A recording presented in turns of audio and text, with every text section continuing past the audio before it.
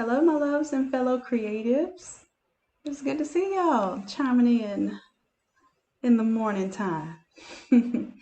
All right, so this is a question I get asked quite frequently, so I decided to make a video on it.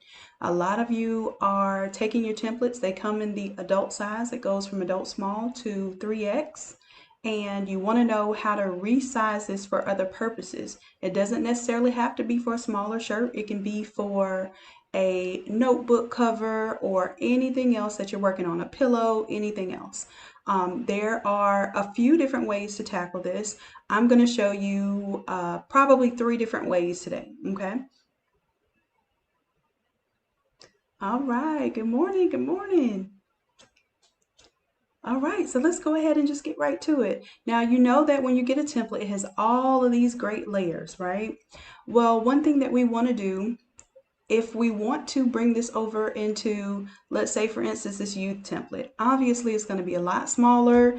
And if I just bring everything over, it's not going to be the appropriate size. So I'm going to show you if you want to bring it over and keep it editable, your file will be much more, it will be larger than you want it to be if you're just going to do a straight up print. So let's say you did a set of adult shirts and then you're going to go and do a set of youth shirts, or maybe just one single youth shirt. My quickest and easiest thing to do, and I'm going to show you this, is really quick. You will turn off all of the outside layers, and this will just be a big old rectangle, right? Then I would file, save as, and save it as a JPEG. You can save it as a PNG as well. I think PNGs preserve color, the same color better. I haven't tested that theory, I just heard that. So I save as JPEG because usually when I save as JPEG, it doesn't try to resize my pixels. PNGs will a lot of times resize your pixels depending on your settings. So you see how it says it's merging the layers? That means it's not going to be editable. Once it's a JPEG, you know it's a flat image, but it's much more manageable. So when I go to my folder now, where that's going to be in my templates folder.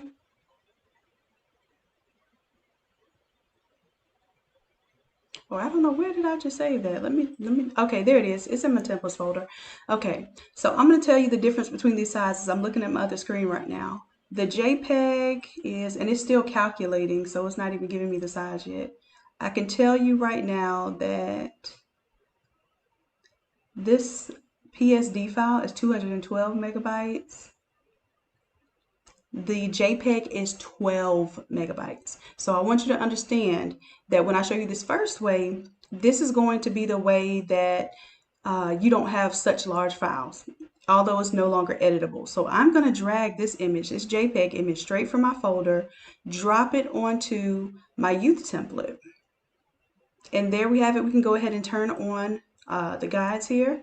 So I'm going to drag this below my guide layer so that I can see, well, if I was doing a youth extra small, I would be cutting a lot of this off. So I would have the option at this point to Control T and resize it. But I want you to understand something about sizing. If I want this to fit into a youth extra small, that's going to be great. But if I am printing mostly youth mediums, youth larges, then I need to be able to come out further. And this is why sometimes just taking a flat image is not always going to be appropriate. So I'm going to show you both ways. So this would be appropriate if you know you're going to just resize it real quick, do a quick print for a youth extra small, do a quick print for a youth medium. However, this isn't your best case scenario if you want to be able to edit this in the future, okay? So that's one way. So I'm going to go ahead and leave that up. As a matter of fact, let me undo my resizing. I'm going to keep it just like that so you see the difference. Now, the second way that we can do this is I can take everything that is visible, and I don't need my guide layers, so anything but the guide layers. I'm going to do Control G, right? And maybe I'll just call this art. So what's going to happen is once I have this entire thing grouped and I have that group selected, then I can drag this whole group. Now this is huge. This is a huge file. I can drag this whole group and drop it onto my youth board. and it brings it in pretty much real size. So of course it's oversized. What I can do is zoom out. I'm doing Control minus. Control T is going to allow me to transform, and I can kind of bring this into my limits. As a matter of fact, I'm going to leave it just like it is, because what we're going to end up doing is taking the artwork and making it a little bit smaller. So now we can go into our art and we see that everything is still editable here. I still have all my same elements that I had in my big one. Okay. So now what I would have to do is go to everything that I'm editing that's not the background. As a matter of fact, I believe everything except for this color.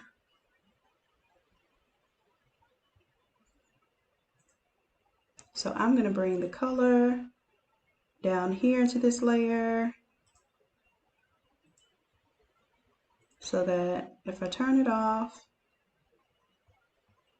oh, I forgot I gave y'all these extra colors and stuff. Okay, there we go. So let's say also I might want to keep my spots the same. Let's see, if I take all of my colors, group those, and this is where you see that you're going to have some difference in how you manipulate a youth size image versus the adult size image. So I just brought everything that I don't want to move around. I just put it in the background layer for now.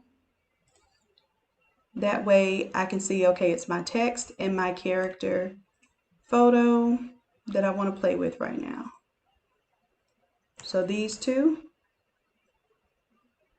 I have both of these folders selected. I can do Control T now, and I'm going to transform just those objects, just those groups. And I'm going to bring it down. I don't typically print a lot of youth extra smalls. I probably do a little bit of youth smalls. And what I would do is, if you're going to print this all for the same size, like for youth large, youth medium, youth small, then I would just make sure when I'm doing a youth small that I pull the top of the shirt down a little bit so that you don't cut off any of your text. And you should be able to see through the paper enough to where you can show where your graphic is versus where the shirt is. But if you want it to be really text safe, you would keep everything inside of this box. And I know it looks really small, but this will fit a youth extra small and all the larger sizes. But the problem is it won't look so significant on a large size shirt. So you can choose whether you want to print a little bigger. Like I would even say this is as big as you want to go for a youth small, because some of this is probably going to get cut off, like that shadow down there at the bottom, but it'll look really oversized on that youth small shirt. So you're going to determine that'll be your business. Now this is still editable. I can still go in, change my photos, change my colors, all of that. But I would suggest you do it on the adult size template and then just bring that over into the youth if you're going to do it that way. All right, so let's go ahead and turn back on the full background properties. There we go. And so now you notice that there's a difference. And what I'll do is I'll show you this difference. So I'm going to close the art group now, and we're going to toggle between the editable art and the previous merged art. So the easier way to do it is just to bring in the JPEG. But you see we have less control over the size of the design. I have control over the size of the design with the art, but I brought in all of these groups and it makes it a really large file for almost a negligible difference. However, if you were printing a youth extra small, then you would have to literally Control T, make this a little bit small for your youth extra small. Make sure you're not going to cut anything off. And you can print this square as is. Turn off these guides and you can print this square as is, so that when you lay it out, you kind of get an idea of where the sleeves were. Or you can cut this out. I don't do that because when I print something out, I print out one sheet for however many sizes I'm going to press. I don't do a different size per press. So that will be totally up to you. But I would suggest this method as far as reducing how much you really put on how much you put on the resources of your computer. The JPEG is going to work better every time for computing purposes. You're going to end up with a lot of large files if you do this all the time. Let's say I drag this into 8.5 by 11 template because I want to do a notebook cover. And then I also have this as a pillow. You get the idea that the more of these type of files you save, these are huge files. These are Photoshop templates. So essentially, I just created another Photoshop template. So it's going to be another rather large file. Okay, so that's that. Here is the other thing that you can do. Now, I do this quite often too. So you have the art version, you have the JPEG version, and this is my my way of doing a kind of hybrid of those things. Okay, so the same way that we just took the background and or we took the whole image and made it a JPEG, what you can do, you can take your foreground and your background and make them two different JPEGs.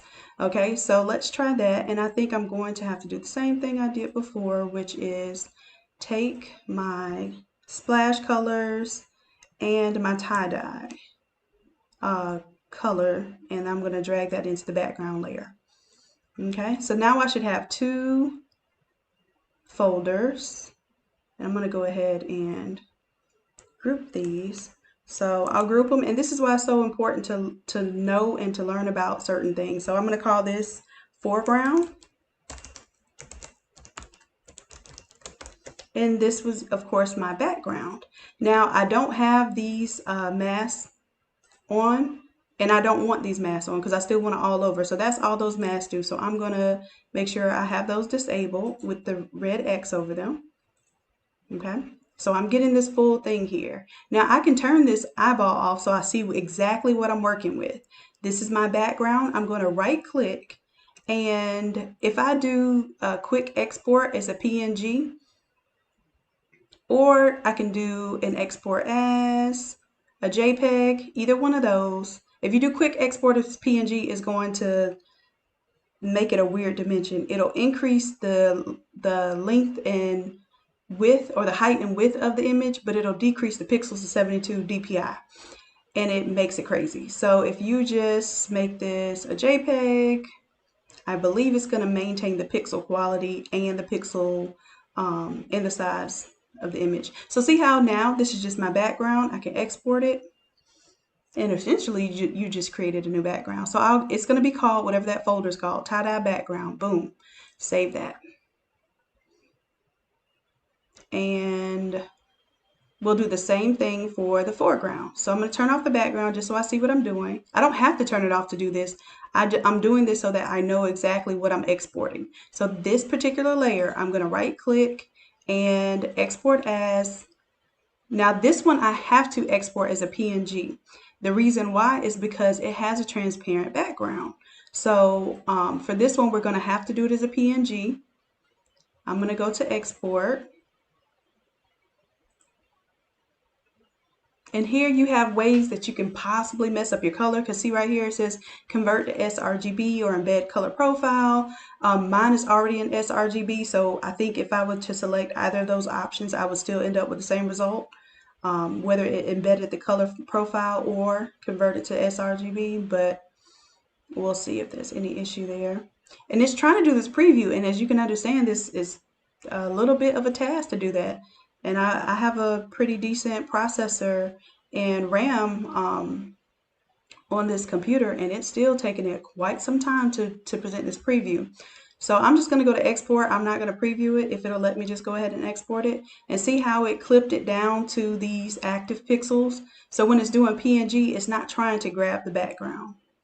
So let's export that, exporting it as a PNG.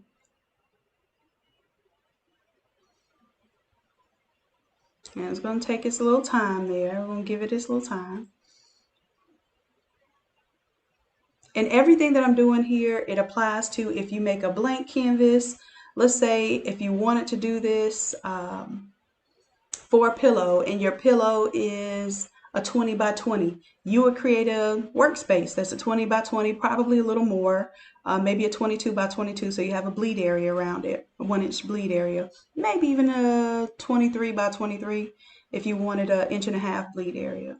So maybe we'll do that after we do this.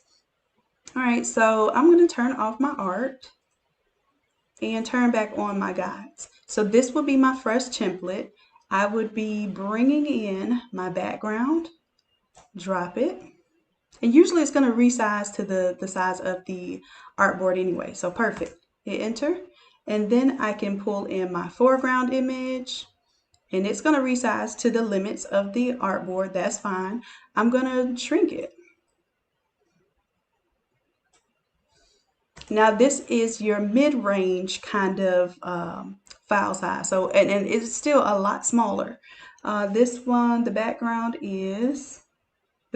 should be the same size as the merged file before, about 12 megabytes, which is exactly the same as, and I hope I didn't delete it. Maybe I did. Oh no, I'm on the wrong thing. Oh, y'all, I was bringing it into the wrong layer. Okay, so remember this was 12 megabytes, right? This is 12 megabytes by itself, the background. So I'm bringing that in. All right, hit enter. Then I'm going to bring in the foreground. Drop it in there. Of course, we can resize it for whatever youth size we're doing. The youth extra small is the one that's going to be most limiting. And then I can resize just the foreground image depending on what size shirt I was going to print. That's an option too. Let's see, what size is this PNG? Let me hover over it and tell you. It's 3.5 megabytes. So altogether, it's about 16 megabytes with the foreground and the background separate. So you have 12 megabytes for the merged JPEG. You have about 15, maybe 16, depending on, how big you do your PNG. 16 megabytes for this kind of combo here. And then you have this one here. This art layer is 212 megabytes. And it's got a lot going on in there. You can also go in there and clean up layers that you're not using. So that's that. I wanted to show you that because I understand this to be a very common issue that people want resolved. So let me know if that makes sense to you, if I need to go back and explain anything that maybe went a little too fast.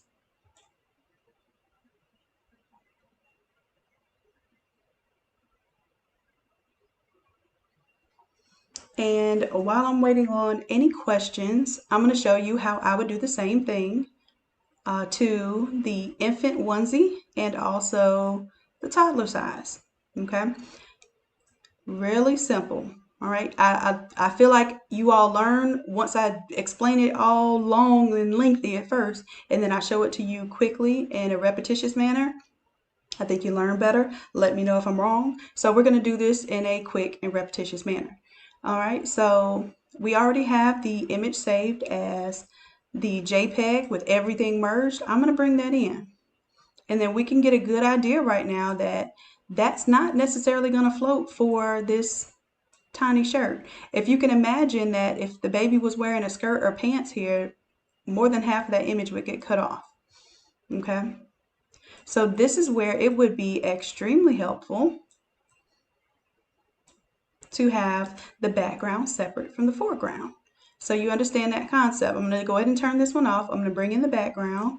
Boom, drop it. And this, of course, I can make larger because this is the background is separate.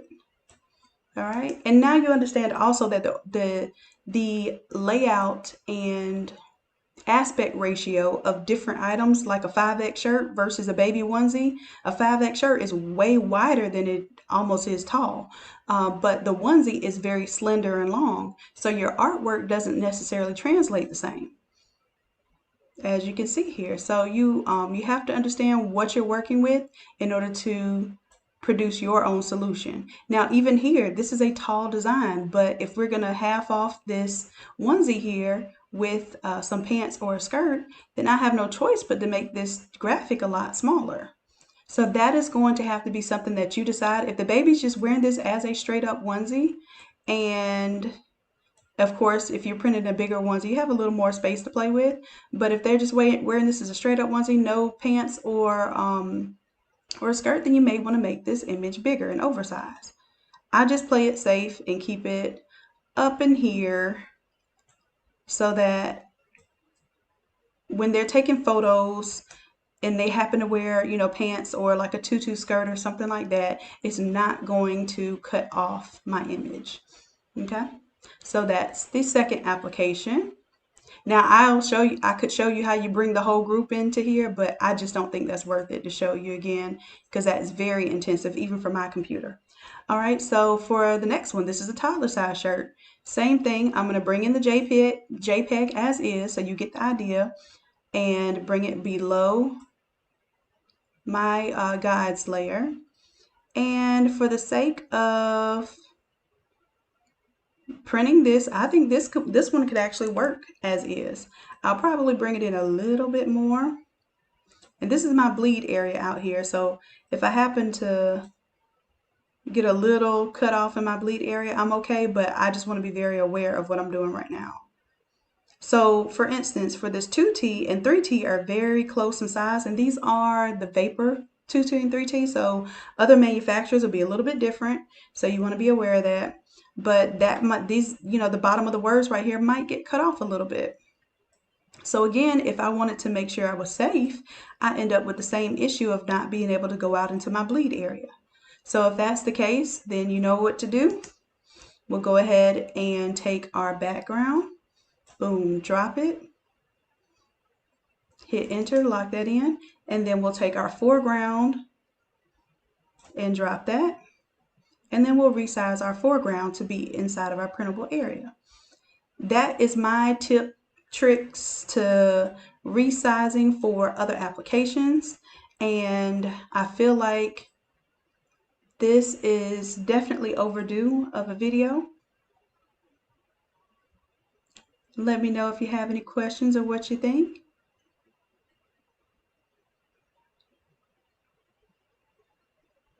The next thing I'm going to do is just show you if you had to create a new document and pull these in, what you would do. So file, new, let's say you're doing a pillow, like I gave you an example before, and let's use the size of a pillow that you can print. Well, you can't really print pillows with a 13 by 19 because most pillows are minimum 14 inches. So let's say you're going to do let's say you're going to do a notebook cover and you want to do a full bleed on the notebook cover. Usually those are 8.5 by 11 sheets. So let's make it a little bit wider than that because we want a little bit of a bleed area. So let's go 9.5 by 12, and I'm giving myself a ½ inch all the way around it when I do that. And I can keep it at 150 DPI, that's cool. All right, now I'm going to drag in, just like I did before, drag in my background, and I'll resize it. And you might even want to resize it this way now to give yourself more of that color.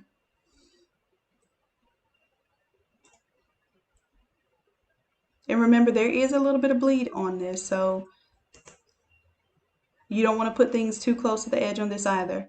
Then we'll go ahead and drag in our PNG foreground. And I'll probably bring this in a little, so you might have your spiral bind over here. Of course, it's already a little bit of bleed on it, so you never want your text going right up to the edges of everything. But that's your notebook, or your yard flag, or your door banner, if you get the gist of what I'm doing, or your phone case cover, or your mask. If you're doing this as a mask and you pull this background into the mask template and then pull the foreground in separately. Okay, so that's my suggestion for how to tackle this problem. I'm glad you think it's so simple, and I'm glad we got a chance to do this because a lot of times we can overcomplicate a solution, and if I can help you save a little time, that's what I'm here for, especially when you're using these templates. I want to make life easy for you so you can get to designing, you can get to creating, being in your healthy creative space, because that's what is freeing when we get to be in our creative space and not be frustrated. Yes, the custom treats. Thank you, Latrice.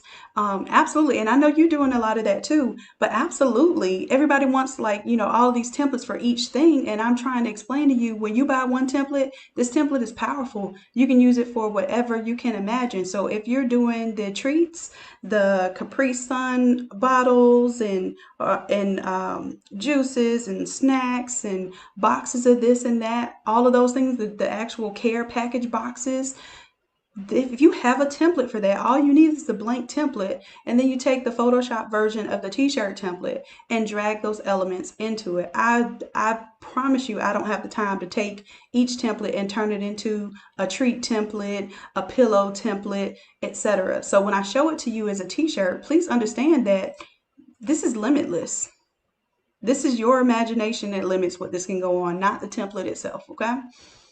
So, and I know y'all's imagination is limitless as well.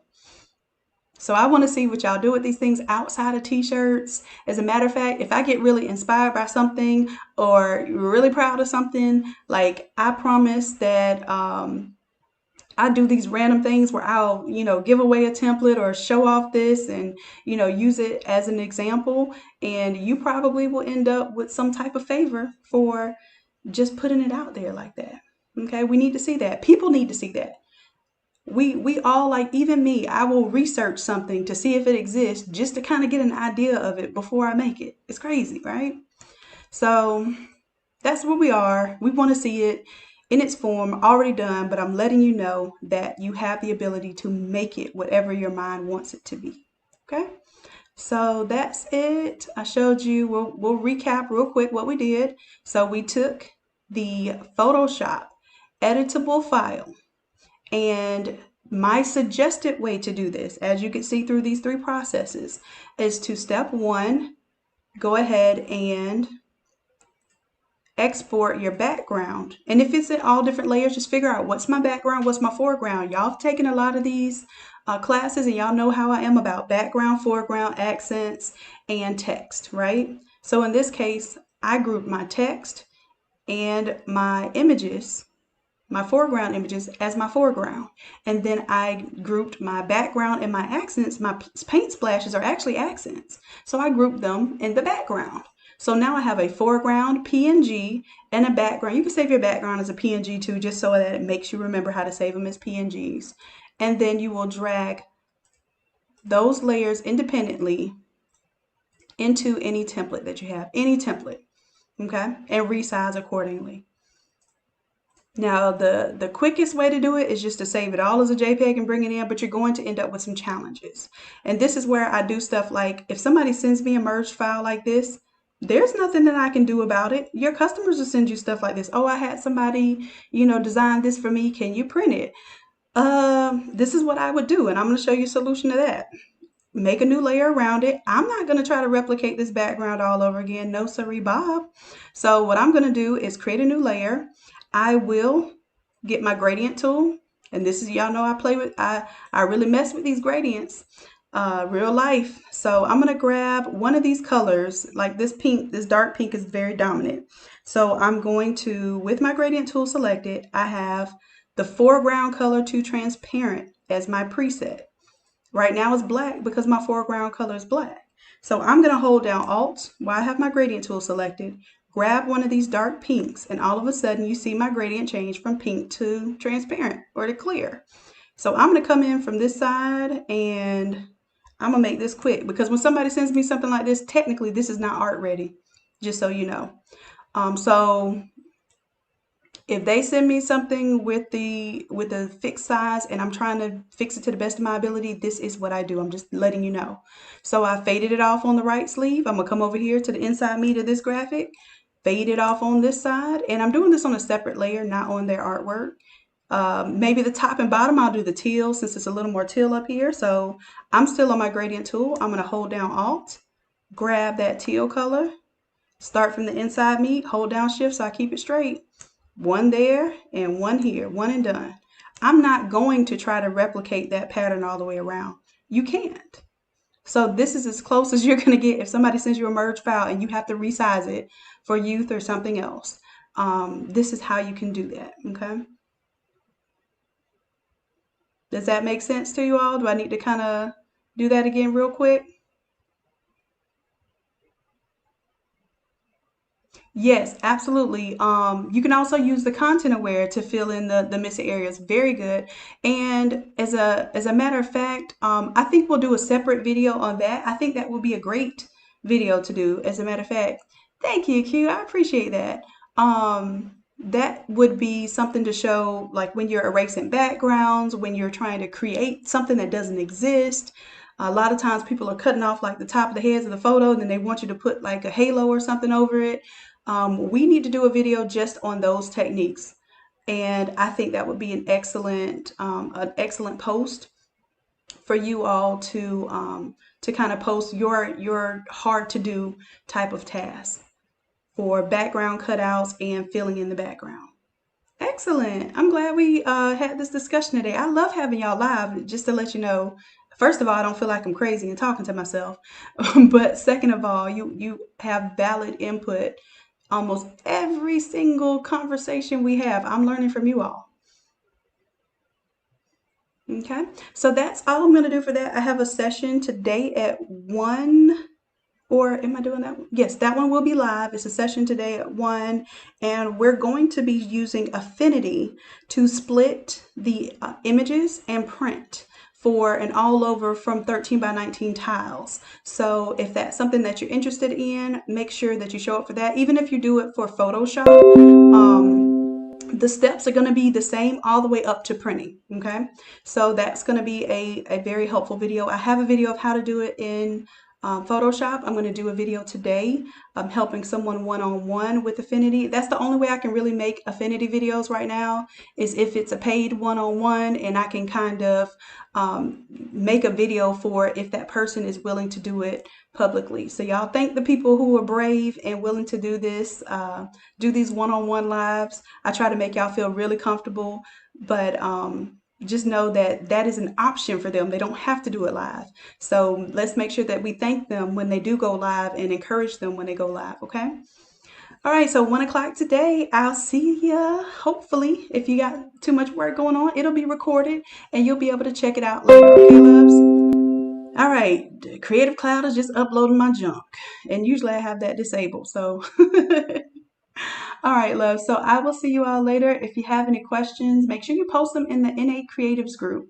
And I hope that, I can't remember the lovely young lady who asked me this question today. Is it Candace? Um, But yeah, thank you for asking that question. Thank you for posting it to the group. And I do hope to answer more questions in this type of format for the questions that are in the group. I can't answer them all because Lord knows I'm only human, but best believe if it's something that I see that other people need help with as well, I will do my best to address it for you, okay? All right, loves. I appreciate you. I love you all for real, and bye.